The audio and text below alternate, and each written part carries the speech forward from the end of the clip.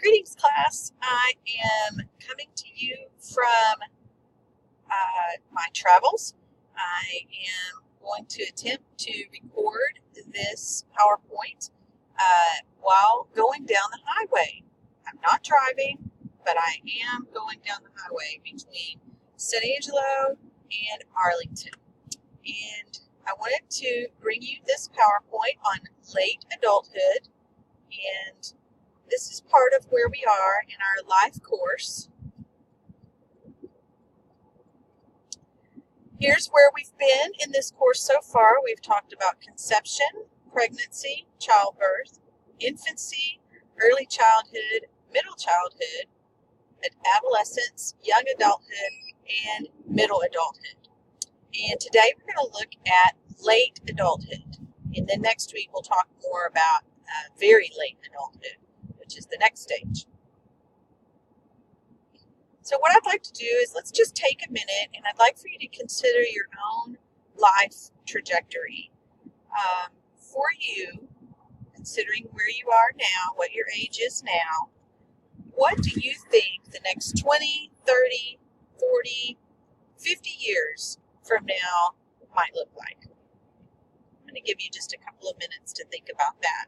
I'd like for you, as you're thinking about it, I'd like for you to write down 3 places or things or people that you can clearly see in your mind about your future.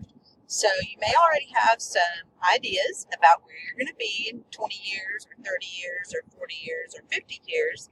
But I want you to think about what ideas do you have about that? What does that look like for you? And is there anything you can be absolutely certain about? So I'm going to give you just a couple of minutes if you want to either pause the recording, or I'll give you a minute or so here.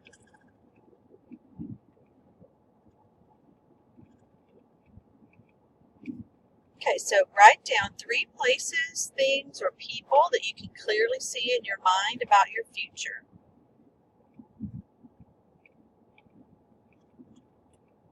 And what things do you think you can be absolutely certain about, if anything? Is there anything that you are absolutely sure it's going to be like in your future?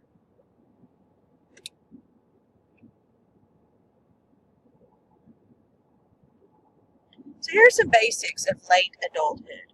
One of the myths is that we always think of older adults as living in the past or wanting to relive the past or never being able to embrace the future. And basically that's a myth. It's just not true. People are not necessarily preoccupied with death and dying. People still have their life goals. They still live an active life, assuming that their health allows them to do that. People function in different ways at different levels depending on their life experiences. The term old is actually sort of relative now. That term changes over time. So you'll notice that what might have been considered old, 10 years ago is not necessarily old now, because people are living longer and they're having more access to health care. When we talk about late adulthood, we're talking about the years from age 65 to 85. And right now, that's 12% of the U.S. population. In 1870, it was about 3% of the U.S. population. So people are living a lot longer and having a lot more fulfilling lives these days.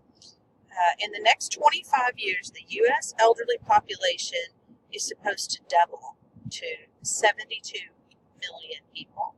So something we need to think about is, we as social workers, how are we going to respond to this growing older population?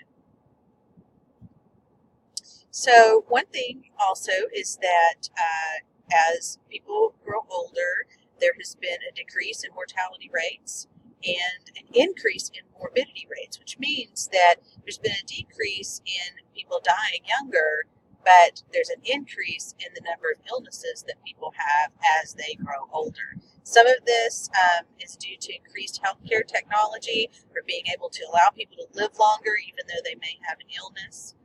People also have a decreased an increased dependency on the economy and the resources the longer that they live if they choose not to work. There are some issues related to gender that are important. Women still continue to outnumber the men. The divorce rate has doubled since 1980, and this is important to know because we know from studies that marital status affects our emotional well-being, our economic well-being. Our marital status affects our living arrangements and our caregiving needs. So elderly men have a significantly lower poverty rate than women, but we also know that all men in general have a lower poverty rate than women. Some of the other socioeconomic issues is that the poverty levels do increase with age, even though the men's rate of poverty is lower. They are less likely to change residence than any other age group. And we hear about people migrating to Florida after retirement. A lot of people decide that they're going to leave their big city life and move out into the suburbs to have a more quiet, relaxing life. And that stereotype still continues. One of the things the text talks about is these 6 traits of growing old with grace. I would like to suggest that you read this very closely for detail because it's important. And some of the things that happen if we want to grow old with grace or gracefully, we begin caring about others and remaining open to new ideas. So what studies have shown is that people who grow old more gently, these are the characteristics that they have. They tend to show cheerful tolerance of the indignities of old age. That means as they grow older, they're not necessarily complaining about their aches and pains, but they're sort of embracing that. They maintain a sense of hope, and they maintain contact and intimacy with old friends. That's something that's important too. They take sustenance from the past accomplishments, but they're still curious about the future, and they have new goals developed.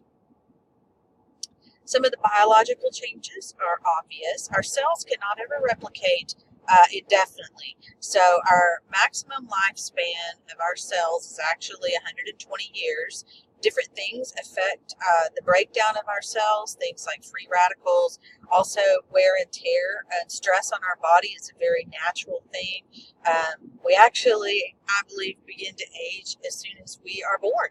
And so how we treat ourselves and our bodies at a younger age definitely affects our ability to grow old gracefully.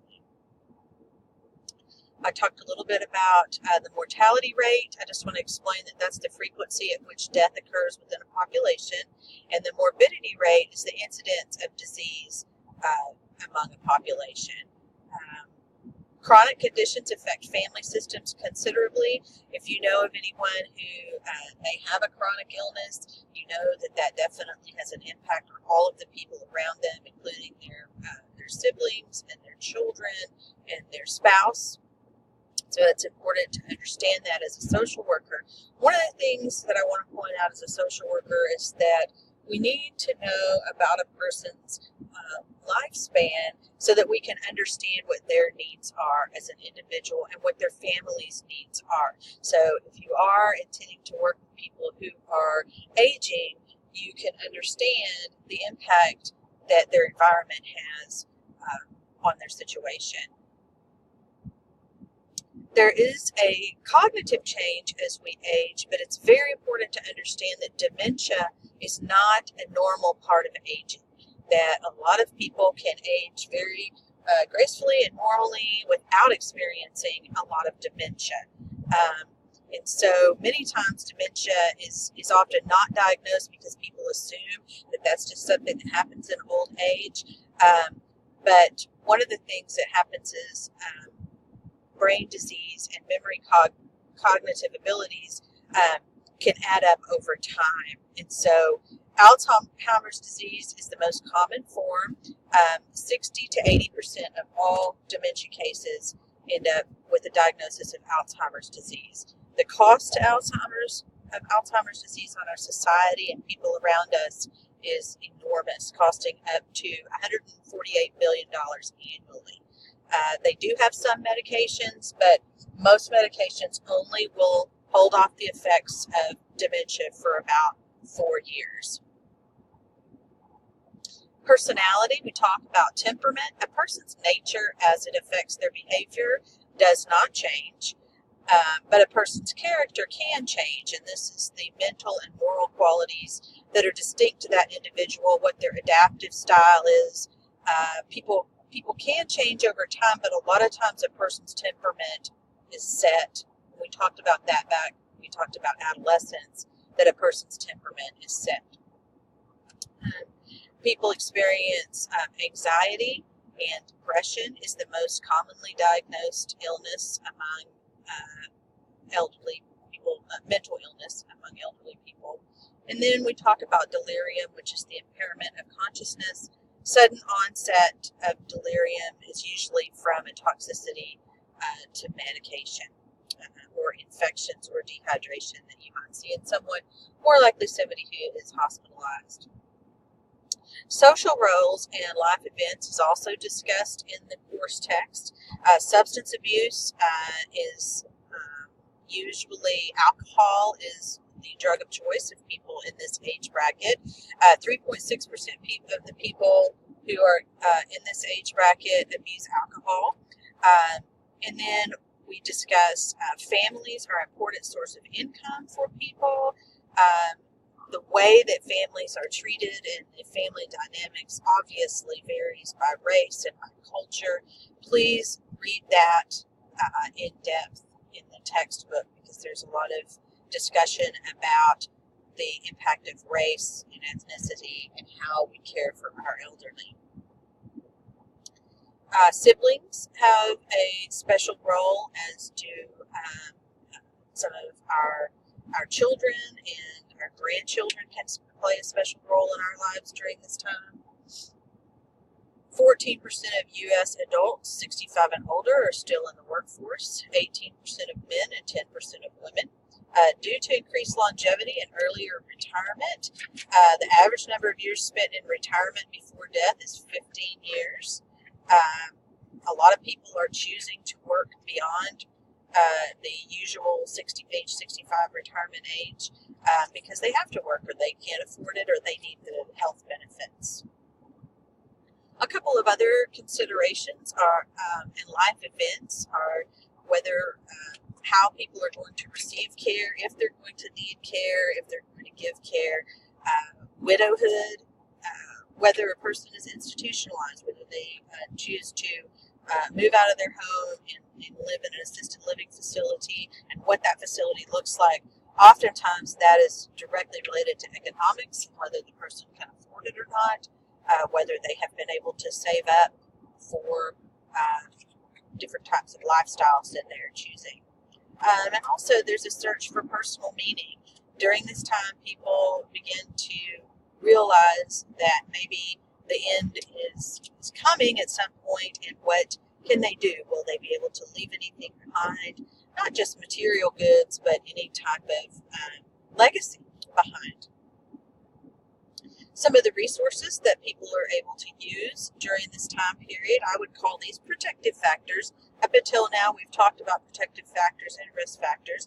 I would say these are protective factors: a person's family, Social Security, Medicare, in Part A, Part B, Part D, Social Security income, adult daycare is a resource, senior citizen centers, and home health, hospice, nursing homes, assisted living, and adult protective services all provide a certain amount of resources for people in this age group. I hope that you all will take the time to watch the videos for this week on Blackboard. Those are a great supplement to our learnings each week. And I want to wrap it up. I know that was a very quick wrap up, but I wanted to make sure that you were traveling with me. And I hope that you all continue to have a good semester, and will keep me posted as things are going on with you. And we will catch you on the next video.